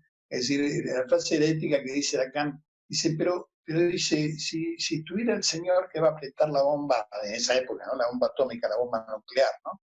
Y estuviera por a punto de hacerlo, simplemente yo le trataría de preguntar, ¿pero por qué está haciendo lo que hace? ¿No? Es que inútil que suena, y sin embargo, que real, que verdadero, ¿no es cierto? Que en vez de decir, Dios niño, ¿no? Sí, ¿por qué está haciendo esto que hace? No puedo parar eso, no puedo detenerlo quizás, pero al menos quiero comprender, quiero saber en dónde estoy ubicado, quiero saber en qué estoy metido. Tengo derecho a saber en qué lugar estoy, en qué lugar me ubico, cómo reflexiono, cómo pienso, cómo no me llevan, ¿no es cierto? De la mano, como si no sé, el lenguaje me lleva ya como un ciego, ¿no es cierto? Porque el lenguaje, por lo menos abrir el lenguaje para saber algo de a dónde llego. Pues acabamos aquí esta actividad. Agradeceros en nombre de la Comisión Académica del Diploma de especialistas en psicoanálisis, el que hayáis estado aquí. Recordaros que estamos preparando una tercera edición, por si os interesa, este tipo de propuestas que organizamos a partir de la universidad. Y por supuesto agradecerle a José Limovi la clase que ha dado, que una vez más efectivamente está llena de frescura y de plantear las conexiones neuronales de otra manera.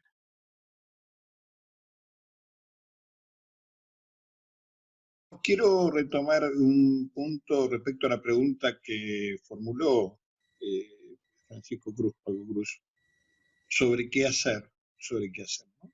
Y bueno, quiero ante todo volver a agradecer sus conceptuosas palabras hacia mí, el reconocimiento que me ha dado, todo el esfuerzo que él despliega para hacer posible que el psicoanálisis en su dimensión de verdad y complicación se despliegue en la Universidad de Granada.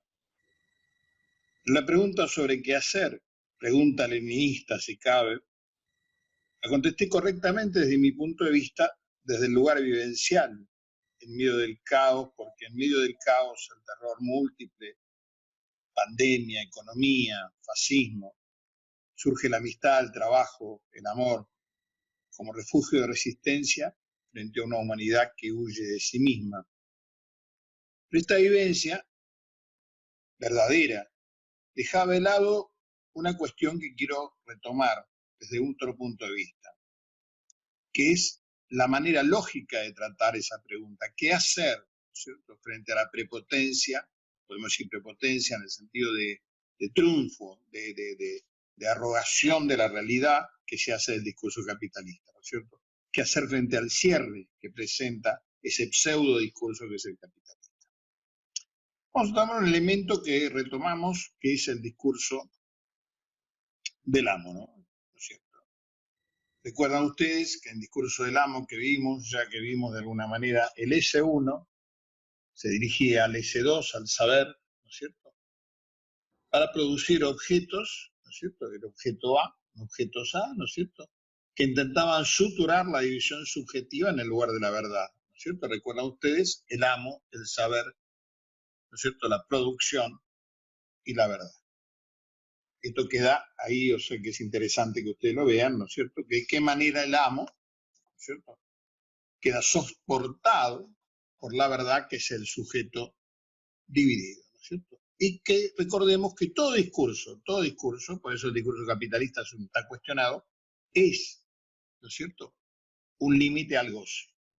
¿Por qué es un límite al goce? Muy simplemente, porque el goce está vinculado a la pulsión de muerte, está vinculado al exceso, ¿no es cierto?, de pérdida, podemos decir, un exceso entrópico, ¿no es cierto?, exceso entrópico que lleva a dónde, a la conducción que Freud, lo que Freud llamaba la homeostasis. La homeostasis es ese grado cero, ¿no es cierto? Entonces el sujeto no puede parar, ¿no es cierto? Esta es la cuestión. Una vez que se desencadena el goce, sea un goce mental, sea un goce corporal, sea un goce del fragmento, sea un goce de todo tipo de goce, no puede dejar de articularse, digamos. Por eso Lacan ha creado un elemento que permite recuperar un fragmento de goce vivencial, podemos decir, que es el objeto al plus de gozar. Es un poco de goce suficiente para armar la lógica que agujerea la pulsión de muerte, que le permite el camino de la vida. Este sería el lugar del plus de goce. El otro nos llevaría, digamos así, no solamente al concepto de muerte, que está en el concepto de pulsión de muerte, está el concepto de muerte, alumbra la muerte para el sujeto en su futuro, sino que está el hecho de la entropía, el exceso, el desgaste, podemos decir, ¿no es cierto?, cuando el sujeto siente que no da más, pero no puede parar, no puede parar de hacerlo, no puede parar de pensar, no puede parar de sintomatizar. Creo que esta división nos permite entender por qué los discursos sociales son un límite al goce, ¿no es cierto? Si los discursos, todos los discursos, excepto el discurso capitalista, y vamos a ver por qué. Entonces recordemos que en este discurso el amo se dirige al saber, ¿no es cierto? Produce los objetos A, ¿no es cierto?, que intentan suturar la división del sujeto como verdad, la división del sujeto es la verdad. ¿Por qué el S1 falla? Falla porque al dirigirse al saber, el referente falla. Y ahí empieza lo imposible, nunca encontrar referente exacto, por aquello de que la palabra erra la cosa, ¿no es cierto? Al nombrarla erra la cosa, puede errarla, más, menos, se acerca.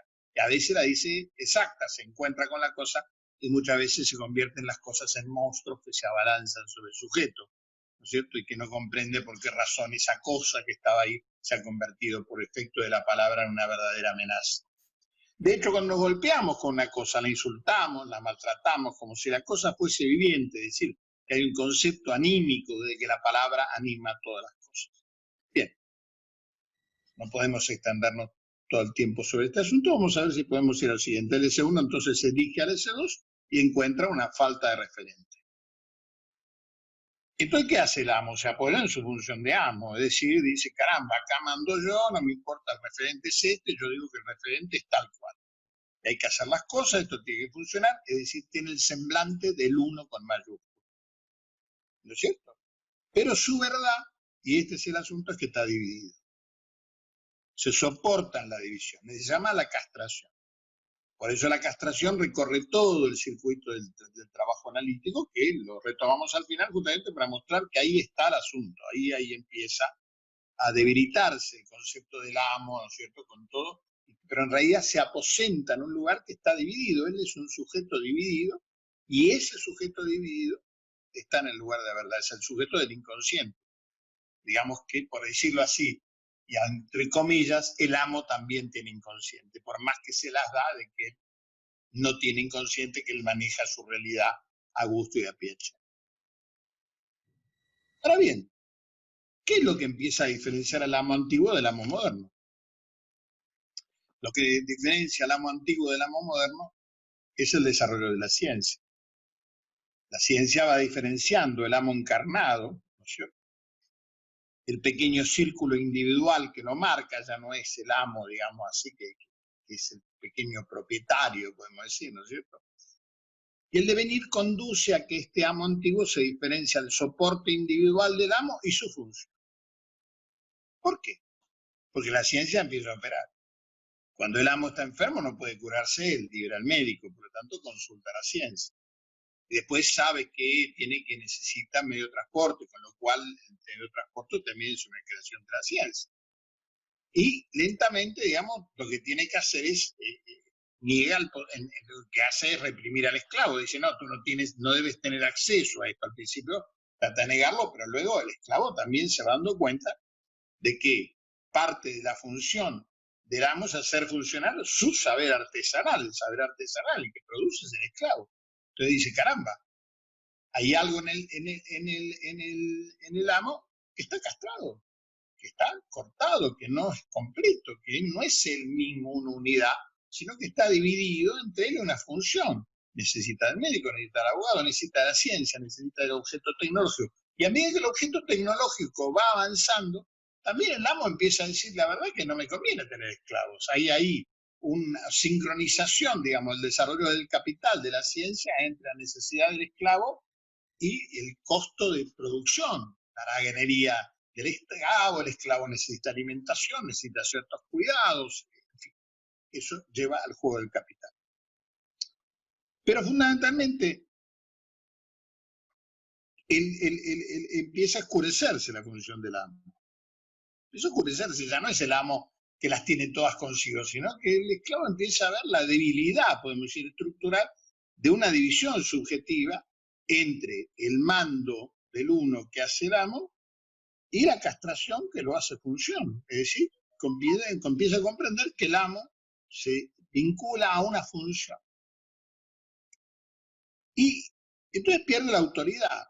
Y al perder la autoridad, digamos, de ser el uno del mando, y tener una función discutible, después de todo, él falla, necesita cosas que no son de él, no tienen en su propiedad, digamos así, tiene que apelar a elementos científicos. Su reconocimiento, el reconocimiento que él hace del amo, del esclavo, le dice, tú eres una muy buena persona, preparas este filete como lo prepara nadie. Entonces el esclavo ama al amo por el reconocimiento, demanda reconocimiento, y del lado de esa demanda de reconocimiento viene el reconocimiento del esclavo, del amo, que reconoce al esclavo, y a la vez el esclavo enajena su cuerpo, pierde su cuerpo. Cuando queda cuestionado el amo, evidentemente el esclavo va recuperando su cuerpo. Y comienza su camino, queda progresivamente anulado que el reconocimiento del saber no está en el amo. La relación imposible del amo con el saber. Se da cuenta que el que tiene el saber es él, el esclavo. Que el que produce los elementos es él. Que estaba, digamos así, alienado a ese discurso del amo por suponer, ¿no es cierto? Suponer, ¿no es cierto? Un uno entero que tenía la capacidad, podemos decir, del reconocimiento, del deseo. Este es tu deseo, satisfacer. Entonces, ¿qué pasa? Una vez que empieza el reconocimiento de que el saber no está en el amo, el esclavo empieza el camino de su liberación, empieza el camino de la liberación de la esclavitud.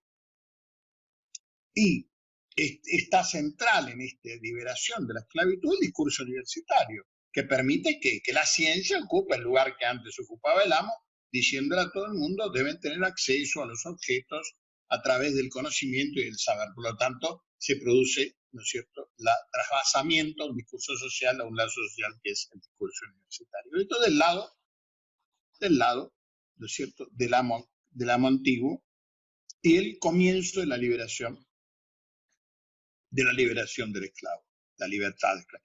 Espartaco, las leyendas de la sublevación, los cimarrones, las historias de la libertad del hombre, ¿no es cierto?, luchando por su libertad, comienzan cuando el amo empieza a desdibujarse en su poder.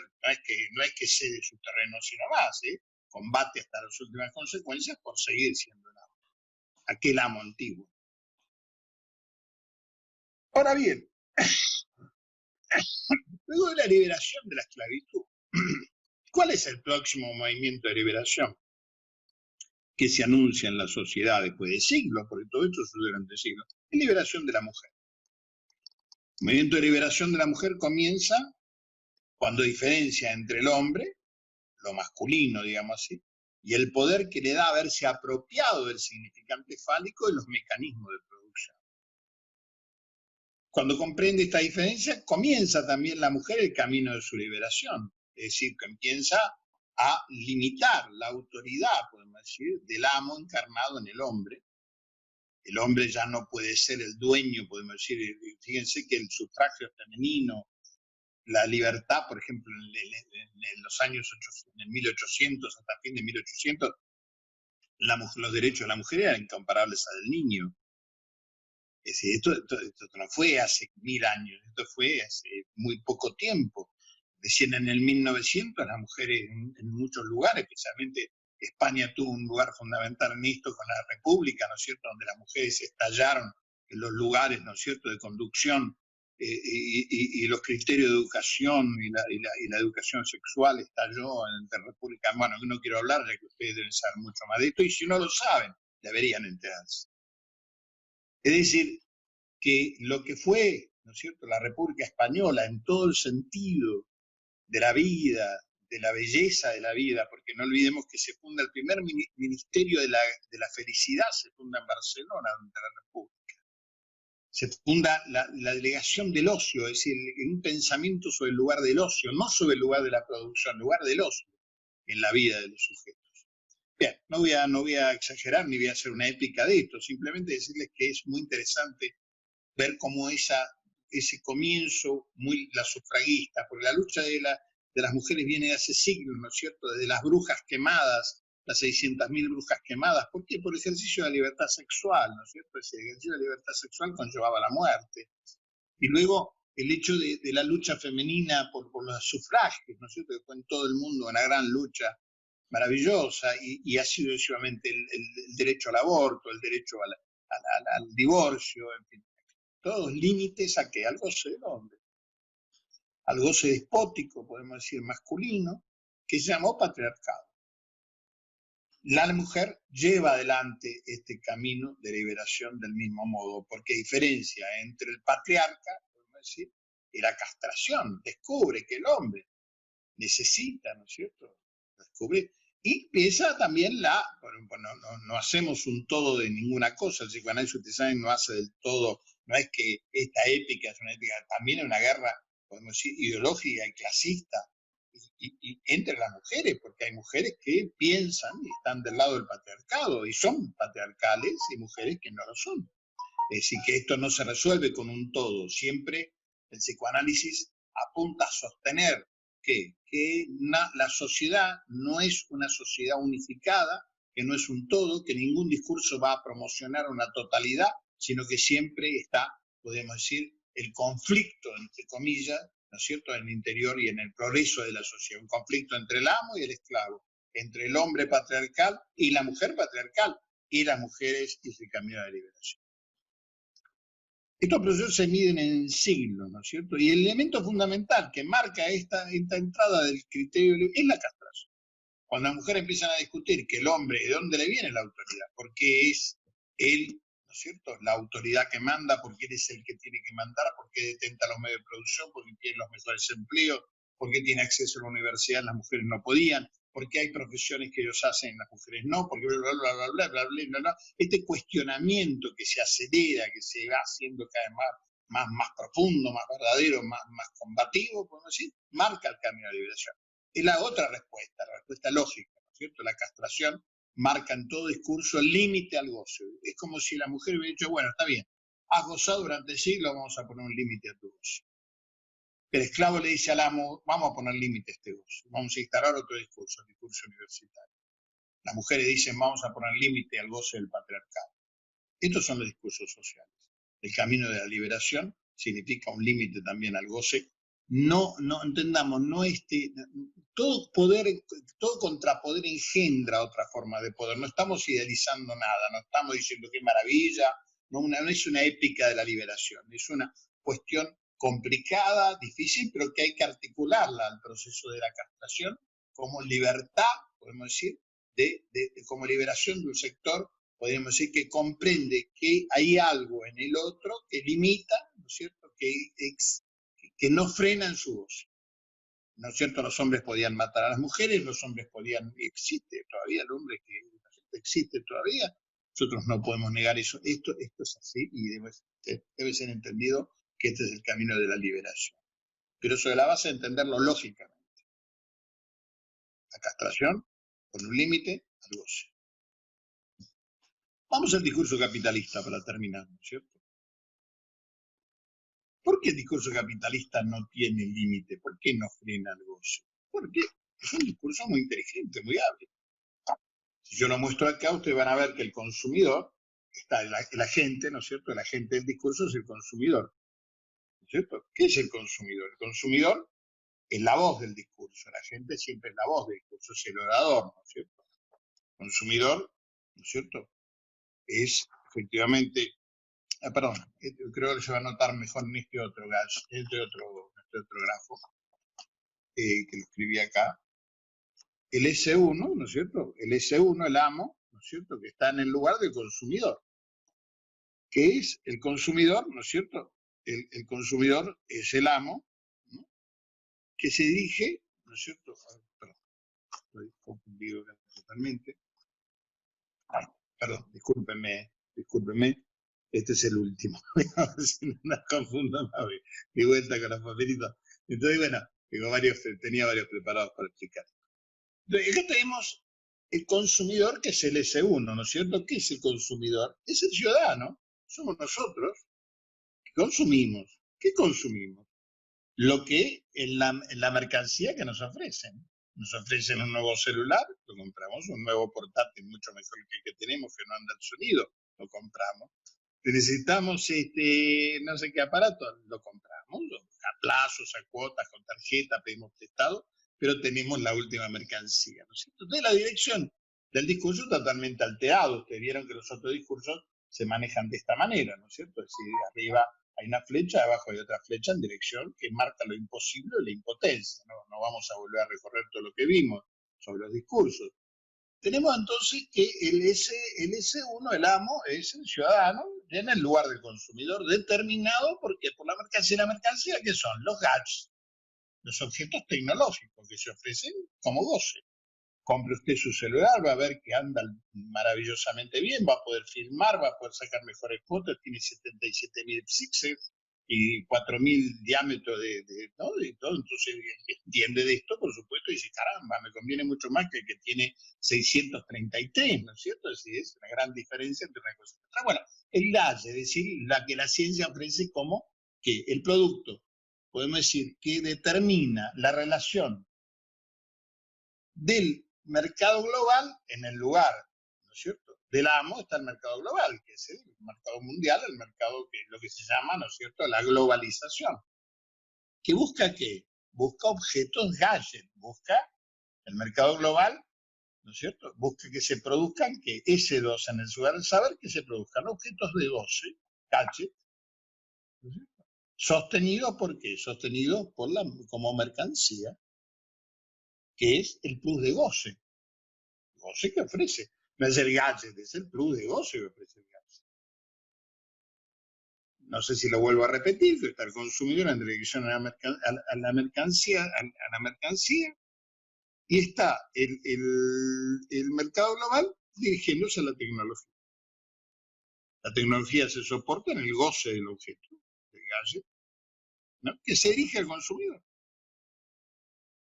¿Y dónde se soporta al consumidor? En el amo, que es el mercado global, a nivel de que, y ahí sí que viene el elemento que tenemos que ver. ¿Qué le dice el mercado global al consumidor? ¿En qué lo soporta? Le dice, goza. Otra cosa, tú no te das cuenta que tu ordenador ya es antiguo, no puede funcionar, no te conviene arreglarlo ya.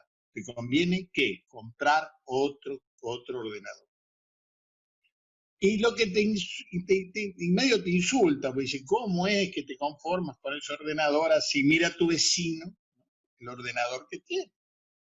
Es decir, que de alguna manera, podemos decir, ese amo juega como juega con el goce. Dice, goza del gadget, goza de la tecnología. Ahí en el lugar del consumidor, goza. ¿Por qué va a reventar el discurso capitalista? No quiere decir para bien, quiere decir ¿por qué va a reventar? Porque el goce no se sostiene, no puede sostenerse sin la carne, porque llega un momento en que revienta. Como el sujeto, le pasa lo mismo, no hay diferencia entre lo que pasa a la sociedad y pasa al sujeto. Hay algunos vericuetos de diferencia muy finos, pero es lo mismo. ¿Qué pasa con el sujeto? Bebe una copa y dice, no, yo me limito, bebo una copita antes de ir, ¿no? Bebo la segunda copita, ya, eso ya es suficiente. Bueno, voy a tomar una tercera copita para... ¿no? Y a la quinta copita ya está cantando, sentado en el mostrador, ¿no es cierto? Animando la fiesta hasta que llega la policía, entonces pelea con él, termina, ¿no es cierto? Por suerte alguien le paga la fianza y sale. Bueno, a la sociedad le pasa lo mismo. Goza, goza, goza. Y un día descubre, por ejemplo, que toda la tecnología había armado necesita de la camilla del enfermero, de que tira de la camilla en la pandemia, que necesita del que conduce la ambulancia, que necesita del que lleva la garrafa de aire, que necesita del que ya hace el médico que está ahí, necesita de la enfermera, necesita de la doméstica, necesita del señor que limpia, necesita del trabajador que está ahí. ¿Qué dice? ¿Qué quiere decir? Quiere decir que un día descubre, ¿no es cierto?, que la tecnología, sin la presencia de lo humano que lo sostiene, que lo lleva, que lo alimenta, que le pone su sangre, digamos así, al trabajador, en el sentido clásico, estaba totalmente dibujado. ¿Qué trabajador ni trabajador? Ahora va a haber tecnología y con los robots vamos a solucionar todo. Sí, claro, por supuesto solucionaremos todo, pero por hoy tenemos que la enfermera que cuida al enfermo, que el que cuida al anciano, o sea, al joven, al anciano, al niño, ¿no? En la pandemia, estoy hablando de la pandemia, no lo hace el robot. Es decir, que en la medida en que vamos tomando contacto con estos elementos también nos damos cuenta del límite que tiene el discurso capitalista. Pero nadie quiere darse cuenta. Es decir, nadie se da cuenta, por ejemplo, ¿quién habla de que todo lo que se hace cuando una familia está, cómo se presenta esto de que la familia, perdón, voy a terminar hablando porque es un tema de actualidad y nosotros nunca dejamos de lado lo que es la atmósfera social en la que vivimos? ¿No es cierto? ¿Qué se dice hoy? Se dice,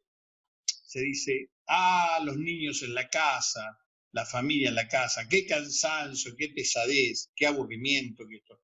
No, no solamente es eso, es amor. Porque no se puede sostener. Si no, uno no cuidaría a sus hijos, no cuidaría a su familia, no cuidaría a los suyos, como se dice, por más que suene de una manera muy propietaria. No cuidaría si no hubiese amor. Que llame otro modo amor, un amor que no es un amor expansivo, que no es un amor, pero nadie habla de eso. Todo el mundo habla del incordio que es, de lo difícil que es, de lo complicado que es. Y no se escucha esto otro, que también es un límite al discurso capitalista. El amor como límite, el amor como transformación, el amor como límite de esta cuestión, el dar, ¿no es cierto?, como el límite de esta cuestión del discurso capitalista. Quiero mostrar no que el discurso capitalista está en crisis. Bueno, las crisis del capitalismo son recurrentes, cada vez más aceleradas. ¿Por qué? Porque no se puede sostener goza. Del mismo modo que uno no puede pasarse la vida bebiendo, no puede pasarse la vida drogándose. No puede, ¿por qué? Porque revienta. No porque no pueda, sino porque revienta. Uno de vez en cuando necesita parar, decir stop, ¿no es cierto? Stop con respecto a esta cuestión que es. Bien. Los pueblos desde hace muchos años vienen pensando de qué manera, trabajando de qué manera frenar ese goza, que es lo propio del discurso capitalista. ¿No es cierto? Que te hace sentir carente frente a qué, frente a la tecnología, frente al goce del objeto. Te falta, todavía te falta llegar, te faltan objetos, te faltan para completar que la sutura, tu visión subjetiva, porque la verdad que esta división subjetiva no está para el discurso capitalista en la división subjetiva, sino en el goza del amo unificado. Bien, con esto quiero decir que también el discurso capitalista está en el límite muchas veces de la castración. Y lo encuentra en cosas inadvertidas, por ahora que se van sumando. ¿Quiero decir con esto que estoy anunciando su fin, su defunción, la transformación? No. Sabemos que es muy difícil pensar de esa manera, pero sí tenemos la seguridad o la certeza de que, como señala Jacques Lacan, este discurso, el discurso capitalista, está destinado a reventar. Eso no quiere decir algo mejor. Quiere decir está destinado a reventar. ¿Por qué? Porque el goza, no se sostiene. Es el discurso analítico el que recupera el plus de gozar. En el sentido, sí hacemos una pequeña épica. Ese gesto de caridad, dice Lacan, de reintroducir un plus de gozar en la vida del sujeto.